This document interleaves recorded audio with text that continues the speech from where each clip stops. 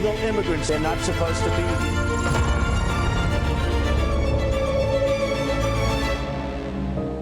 Yo soy Emerson Segura y esto es TV Migrante Informa.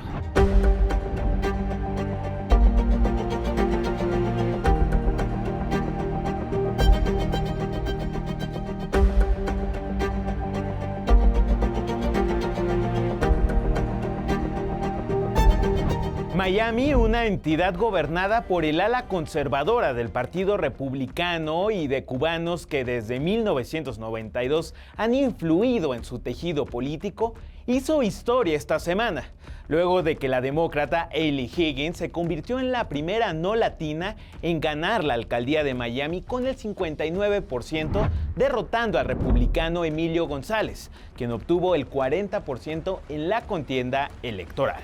Higgins, de 61 años, será también la primera mujer en gobernar Miami, una ciudad de 450,000 habitantes, de los cuales el 60% pertenece a la comunidad hispana, misma que este año decidió tomar un nuevo rumbo lejos de la brújula política de Donald Trump.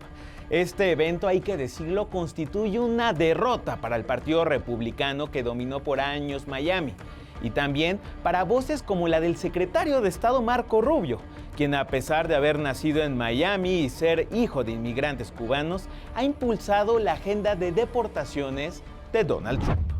Un sistema de inmigración que tiene una ruta para legalizar personas que están aquí contribuyendo a nuestra economía, trabajando en una manera fuerte, creando sus niños aquí en nuestras escuelas.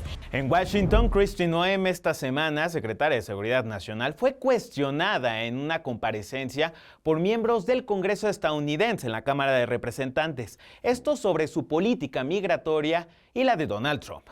Durante el testimonio de Noem, el Comité de Seguridad Doméstico señaló a la encargada de Seguridad Nacional de violar la ley al deportar a personas con solicitudes de asilo vigente. Asimismo, tuvieron lugar diversos intercambios hacia la secretaria de Seguridad Nacional. Vamos a ver. La audiencia de este jueves en la Cámara de Representantes, anunciada como una discusión sobre las amenazas globales a Estados Unidos, se convirtió desde el primer minuto en un campo de confrontaciones verbales por las deportaciones y redadas violentas en contra de los migrantes de la administración de Trump y al papel de la secretaria de Seguridad Nacional, Kristi Noem. Apenas cruzó la puerta de la sala, la furia acumulada contra ICE en las calles del país se hizo presente en el Capitolio. Manifestantes interrumpieron sus primeras palabras, obligaron a detener la sesión y llenaron la audiencia de gritos y camisetas con la consigna "Abolir ICE". I'd like to introduce them to you. Disruptions of congressional business is a violation of law, is a criminal offense under federal law. Disturbance. Tras esto, Noem respondió retomando el micrófono con un mensaje de línea dura. So what keeps me up at night is the individuals that are in this country that wish to do us harm. And that is why we are so aggressive at making sure that we're going out and doing investigative work, finding those violent criminals, finding those people who shouldn't be in this country to begin with, and those that want to go after and to harm our American citizens. A partir de ahí, la confrontación subió de tono cuando los legisladores pusieron sobre la mesa los vuelos con migrantes enviados a una prisión salvadoreña pese a una orden judicial, los casos de veteranos deportados y familias de militares separadas, las denuncias de acoso en centros de detención y el ocultamiento de información al Congreso. If your department deports anyone with an ongoing asylum application, you are violating the law. Isn't that correct? The asylum program was broken under the last... Mr. Chairman, I will reclaim my time. She's not answering the question. But the obvious answer is that yes. But these people are not the worst of the worst. A Purple Heart recipient, a military spouse, the father of 3 Marines. And it's not just veterans and military families. You are locking up and deporting children with cancer, mothers with babies in the NICU, United States citizens.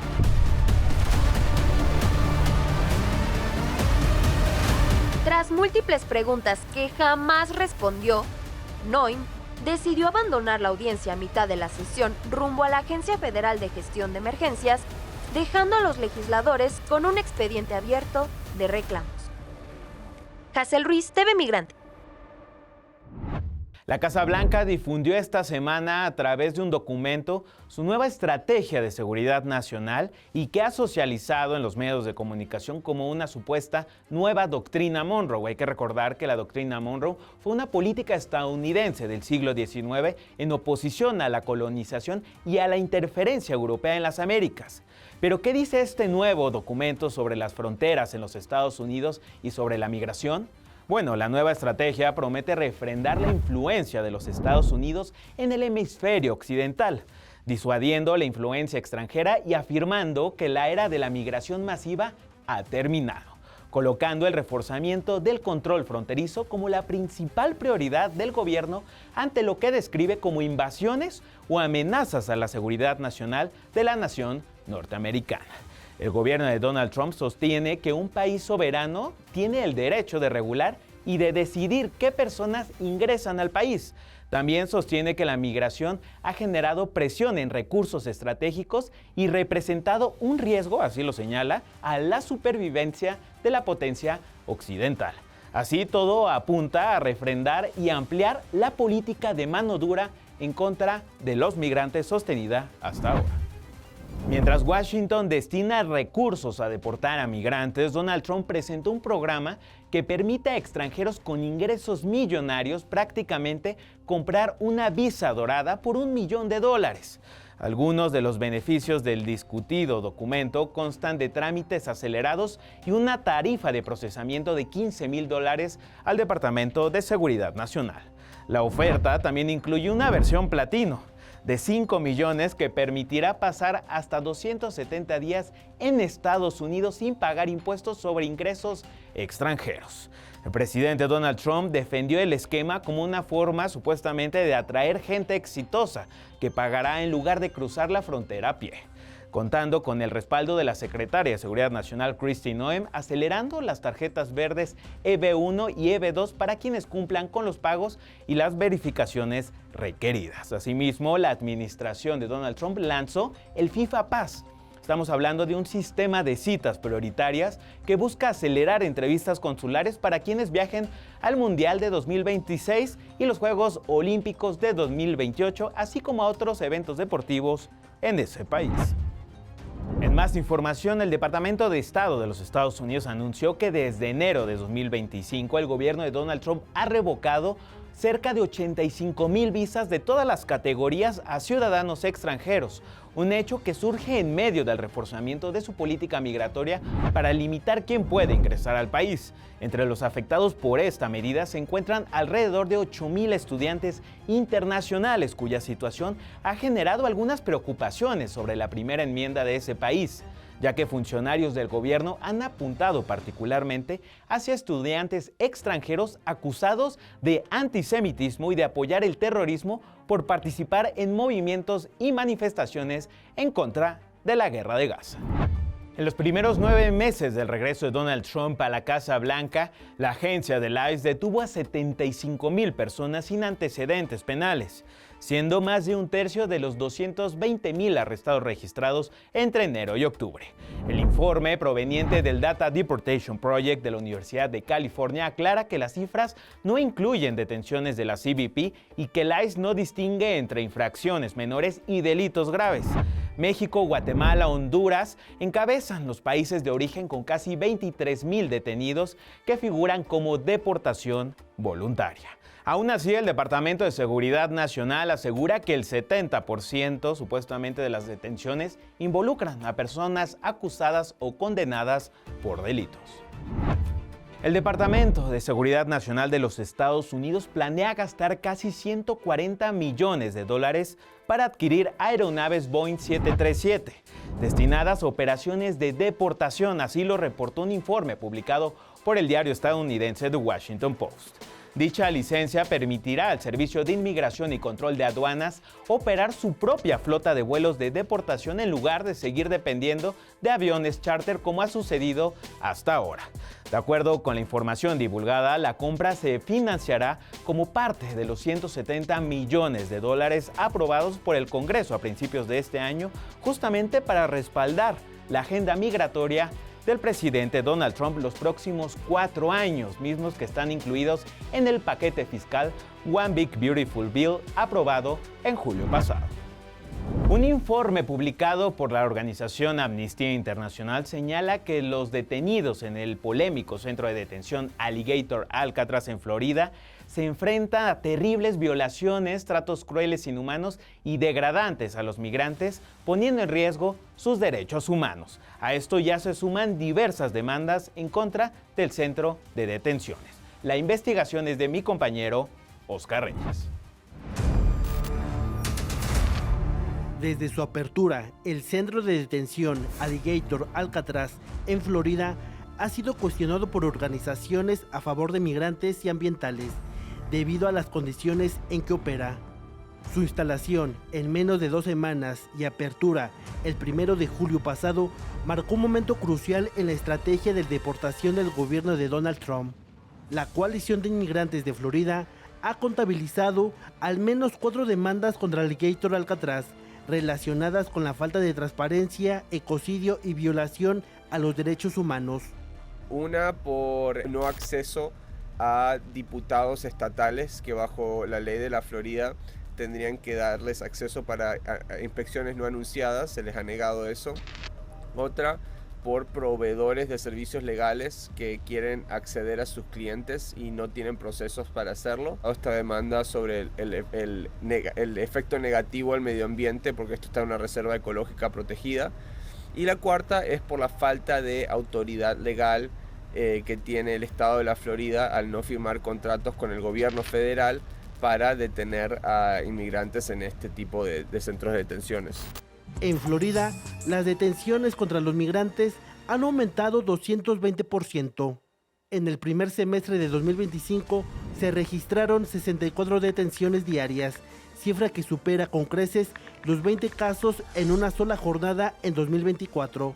Alligator Alcatraz sigue abierto, pendiente a la decisión de una jueza federal en una demanda sobre el afecto que tiene la construcción y operación del sitio al medio ambiente, porque está en una reserva ecológica protegida. Y es que el cierre parcial de Alligator Alcatraz el 21 de agosto de este año pareció un triunfo. Sin embargo, reabrió sus puertas en los primeros días de septiembre. Hay falta de procesos judiciales, legales, para ejecutar, identificar y traquear a los detenidos. Por ejemplo, el estado de la Florida, en Alligator Alcatraz, no había corte de inmigración por meses. No había nadie donde presentar casos. Ni siquiera una persona que diga yo quiero ser deportado, no había un oficial de inmigración para ejecutar esa deportación. A esta falta de información del paradero de los migrantes se suma la denuncia de Amnistía Internacional sobre el trato cruel, inhumano y degradante. El incidente que Amnistía Internacional cita como un caso de tortura, bueno, hay varios, pero el más notorio es el uso de la caja, que es una estructura de 2 por 2 pies, que es como una jaula donde los detenidos son encerrados como un método de castigo. Oscar Reyes, TV Migrante Informa. Cada 12 de diciembre, la Basílica de Guadalupe se convierte en un punto de encuentro para miles de migrantes que llegan desde distintas regiones del país, pero también desde diversos países. Para muchos, la visita es un acto de fe y también una pausa en su camino. Un momento para agradecer la protección recibida durante el trayecto y para pedir por sus familias y por un futuro seguro en su destino final. It was not easy to be immigrant from New York. Because in my country we speak French and New York we speak English. It's 2 different things. So we came and we learned to learn with them. And now we came here today as a tourist for the Guadalupe, Our Ladies of Guadalupe, to pray.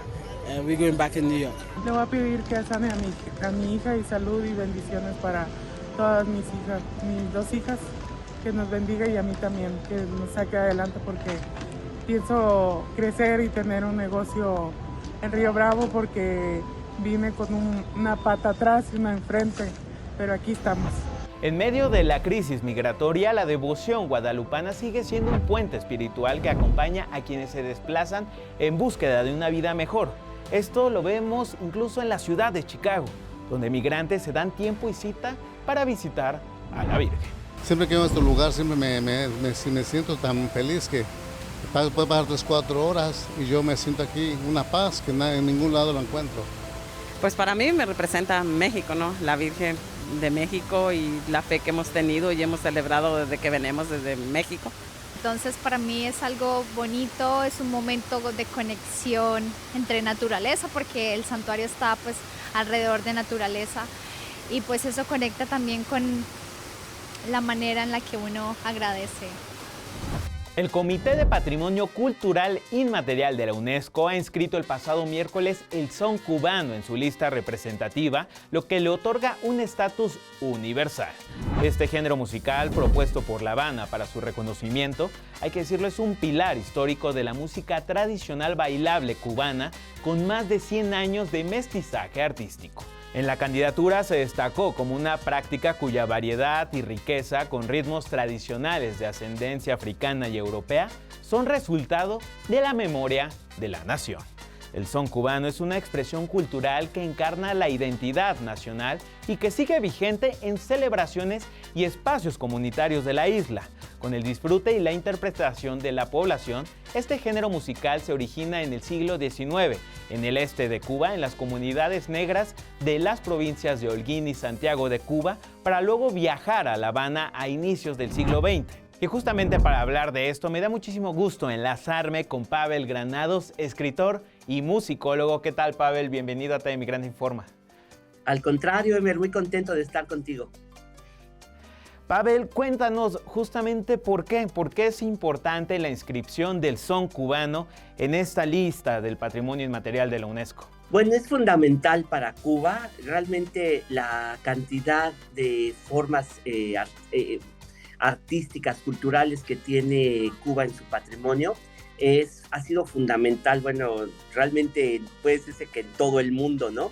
De lo que se trata y la importancia de este tipo de inscripciones es que desde hace al menos 20 años, prácticamente, realmente desde la reunión de la UNESCO de 2003, se ha puesto especial énfasis en el patrimonio inmaterial, que es algo un poco difícil de definir, pero digamos que se puede definir mejor, se comprende mejor lo que significa el patrimonio cultural inmaterial si se piensa que son las culturas vivas, es decir, el patrimonio vivo. Es como la lengua que la hablamos, ¿no? O sea, vive porque la hablamos. Lo mismo pasa con la música, vive porque se manifiesta. Entonces, realmente se ha hecho una lista representativa del patrimonio cultural inmaterial de la humanidad. Ahora ellos prepararon la candidatura del son cubano, que ya se había aceptado antes el ron cubano, también en una de las reuniones de la UNESCO. Entonces, bueno, esto le da realmente pues una aceptación, un reconocimiento internacional de otro tipo de estatus, dado que comparte pues esta inscripción pues con otro tipo de representaciones, como por ejemplo la ópera italiana, el ceviche peruano, algunas manifestaciones tan fantásticas como la transhumancia, que es el ganado cuando se lleva a pastar por distintos países, de Italia salen hacia Austria, en fin, van a la pastura de los animales, y hay toda una cultura alrededor de eso. Entonces, el son cubano, en este sentido, pues se comparte este escenario de la lista de la representativa de patrimonio cultural de la humanidad, pues con distintas naciones, ¿no? Es un reconocimiento a un género centenario, aunque déjame decirte que no es del gusto de la UNESCO que decirle género, o sea, sí es un género musical, pero lo que es importante comprender del patrimonio cultural inmaterial es que lo que se inscribe en la lista no es tanto la música, sino la cultura alrededor, la práctica de un género musical, pero todo lo que ello conlleva en esta práctica, ¿no? ¿Y qué decir, Pavel, de la variedad de mezclas y fusiones que forman parte justamente del son cubano? Claro, mira, el son cubano, no conozco tan bien la historia del son cubano.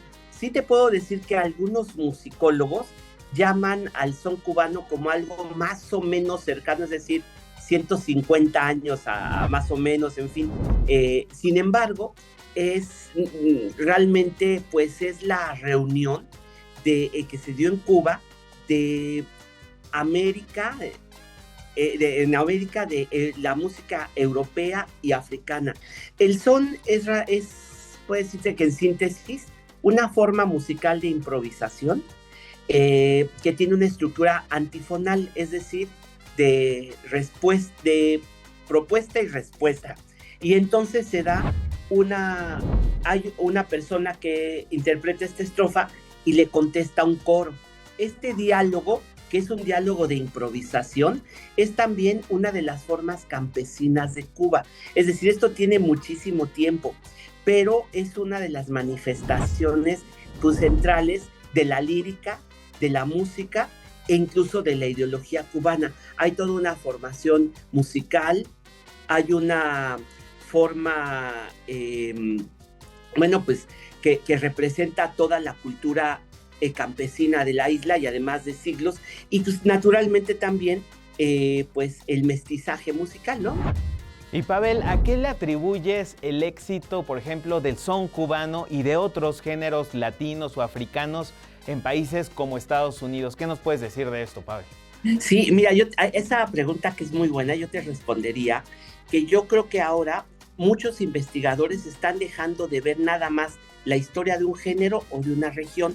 Y si amplías tú la lupa, la abres, te das cuenta que, por ejemplo, la cultura de la negritud, que es una maravilla, se expresa en el jazz de Nueva Orleans, en el son jarocho, en el danzón, la rumba, el bolero, el son cubano, y hacen una unidad que va de todo el Caribe, va a Estados Unidos, viene a México.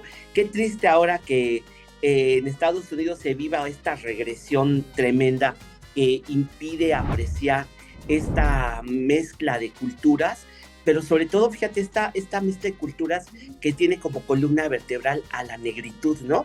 Nosotros en México hemos hecho son, muchos músicos cubanos han ido a Estados Unidos e incluso los fundadores del blues visitaron Cuba. Hay muestras de esa relación. Bueno, uno de los padres del jazz, que fue Jelly Roll Morton, tocaba música cubana. Entonces, ver esa música como solamente un género o una zona, pues reduce un poco esa posibilidad de saberlo, ¿no? Pero mira, por ejemplo, esto quiere decir que la cultura negra de Nueva Orleans y la de Cuba en Estados Unidos tienen ese común denominador, que es la improvisación y la complejidad que tiene, que siempre los musicólogos han dicho que es casi imposible poner en partitura lo que se toca en el jazz, en realidad, y en la música cubana.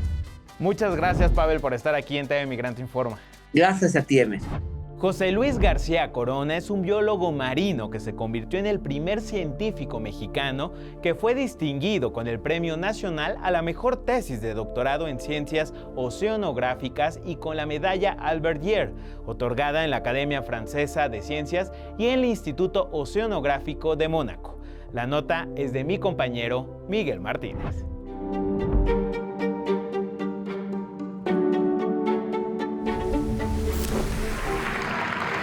El Instituto Oceanográfico de Mónaco, que tiene una sede en París, galardonó a científicos que están comprometidos con el océano con la medalla Alberto I, premio que se otorga desde 1948. Pero también a las nuevas generaciones de investigadores se les reconoce, en donde el premio a la mejor tesis fue dada a 3 jóvenes, entre ellos al mexicano y biólogo marino José Luis García Corona, originario de Michoacán y realizó sus primeros años de estudios en Baja California California para después seguir sus investigaciones en Francia. Y particularmente mi investigación doctoral consistió en el estudio de los mecanismos que están implicados en la acumulación y en la depuración de ficotoxinas producidas por microalgas tóxicas en el mar, en especies de bivalvos de interés comercial para la pesca y la acuacultura. Particularmente yo me enfoqué en el estudio de una especie que se llama Pecten maximus, es la vieira suprema, que se distribuye en todo el norte del Atlántico de Europa. Y aquí en Europa existe una problemática muy fuerte, ya que durante las últimas décadas hay florecimientos microalgales de especies que producen una de las neurotoxinas más peligrosas para la salud humana, el ácido domoico. Las toxinas que se generan en los invertebrados marinos para uso comercial es un fenómeno totalmente natural, pero su estudio es crucial para la prevención en la pesca, y aunque es natural, la mano del hombre está alterando este fenómeno. Últimamente o en los años recientes se ha generado evidencia científica que indica que el calentamiento global, la contaminación, las emisiones de CO2, están influenciando que estos eventos de florecimientos algales tóxicos sean cada vez más intensos, más frecuentes y más extensos. Es decir, cada vez los estamos localizando en más océanos o mares del mundo. Por ejemplo, en México también existen registros de estos florecimientos. Hay casos y estudios en Baja California, pero también a lo largo de toda la costa del Pacífico en el continente, que implica un mayor estudio y prevención del fenómeno para evitar intoxicaciones en el ser humano. José Luis García Corona dedicó su premio. El Premio Nacional a la Mejor Tesis de Doctorado en Ciencias Oceanográficas que me otorga el Instituto Oceanográfico de Mónaco se lo quisiera dedicar a todos los jóvenes investigadores mexicanos que luchan por encontrar una oportunidad. A lo largo de la ceremonia fue el príncipe Alberto II de Mónaco quien entregó los premios a cada científico. Es la primera vez que el Instituto Oceanográfico de Mónaco galardona a un mexicano. Desde París informó para Canal 14 Miguel Martínez. Muchas gracias por estar en este programa de TV Migrante Informa. Yo soy Emerson Segura y no se pierdan todo nuestro contenido en nuestras redes sociales en @TV Migrante, en la plataforma digital de los medios públicos MX Plus, en Altavoz Radio, en Canal 14 y desde luego en TV Migrante. Hasta la próxima.